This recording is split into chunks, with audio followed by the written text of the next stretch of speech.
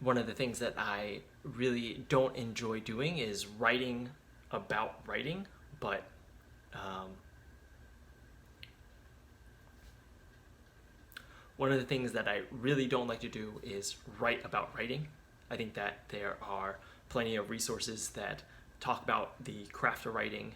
Um, when I think about the number one book that covers the topic, I think about Stephen King's On Writing, and he basically covered it all. So I really try to avoid writing or talking about it whenever I can.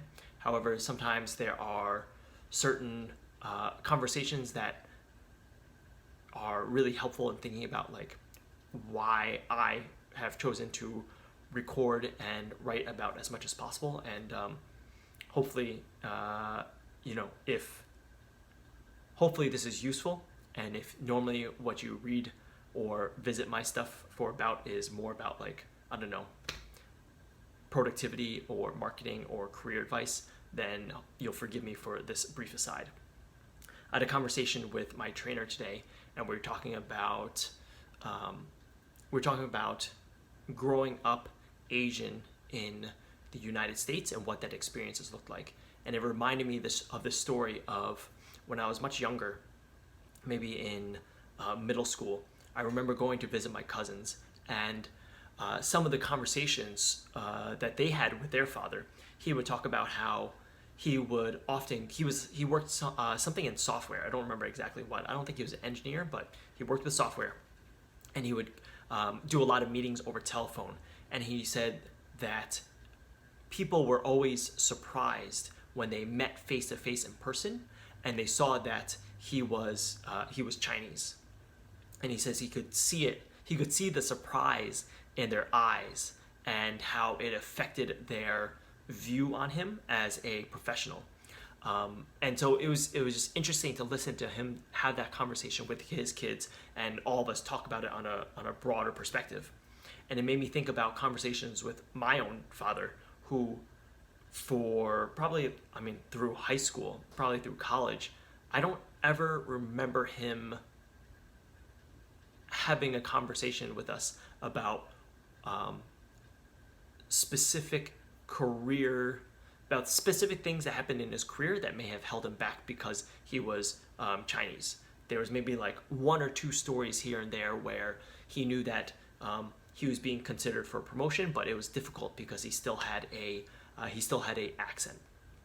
And like other than that accent story, my dad has never talked or used his race as a like quote unquote excuse to as an excuse for not achieving any of his goals. Not to say that my uncle, who I brought up earlier, was using it as an excuse, but just like the idea of having this conversation never really came up between my dad and myself. And I think what happened was it was very much a double-edged sword, because on the positive side, he set the example for not giving yourself an out or an excuse when you don't reach your goals.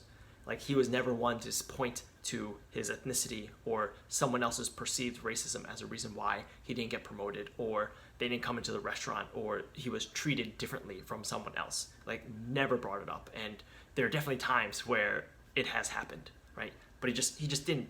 I don't know if he didn't see it, or it just wasn't in his purview, or if he chose to ignore it, right? So that has definitely influenced the way I think about work, and I think about the career choices, and I think about how people interact with me. Like their choices are their choices and has nothing to do with me. But on the other edge of the sword, it was difficult when confronted with the fact that I'm definitely being treated differently because I'm Asian, because I'm Chinese American. I realized that by not having those conversations, I didn't have the tools mentally to think about how to react and how to process that. And I think it led to a lot of just confusion when I was in middle school and in high school, and then until I was in college when I got to have more of those conversations. So it's not that so much that it hindered me, but I would have appreciated having those conversations to understand what it looked like and have a different perspective outside of my own on how to deal with those kind of situations. Situations like being asked one time in high school, like, would I have preferred to have been born white, right? Things like that. Like, not necessarily overt racism, but a tendency to be treated like an other because I look different.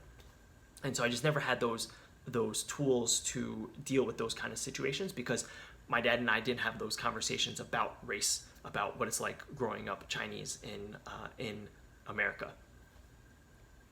And so my trainer and I had this conversation, and as I was thinking about it, it made me realize that it's important to have these conversations, not just with, it's not important just to have it with my son, but it's important to have that conversation with other people who may be white, who may be white Americans, and they may not have that perspective, and it's important to share that perspective with them because otherwise they don't really understand. They aren't able to see it from our shoes, and so I think what I'm getting at is why, when asked about why right, like, that's it. Like, not that everything is going to be about race or about like the perspective as a Chinese American approaching career and approaching relationships, approaching money. However, there's no way around the fact that being Chinese American has affected all the decisions I've made about my relationships, about my finances, about how I pursue my career. Like, it colors everything. And the more I think about it, the more I realize that it does color everything.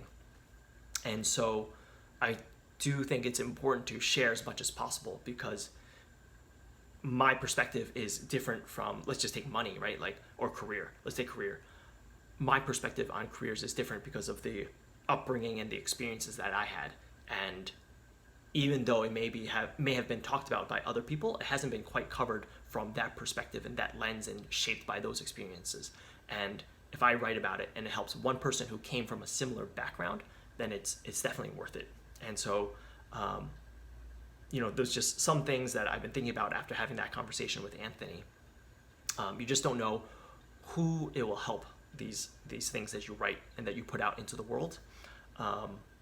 It's not like, and it's not about being offended, right? You don't have to be offended, you don't have to yell, but you do need to speak up. And I think there's something powerful about that, and there's like this obligation to do so. So just some thoughts on that.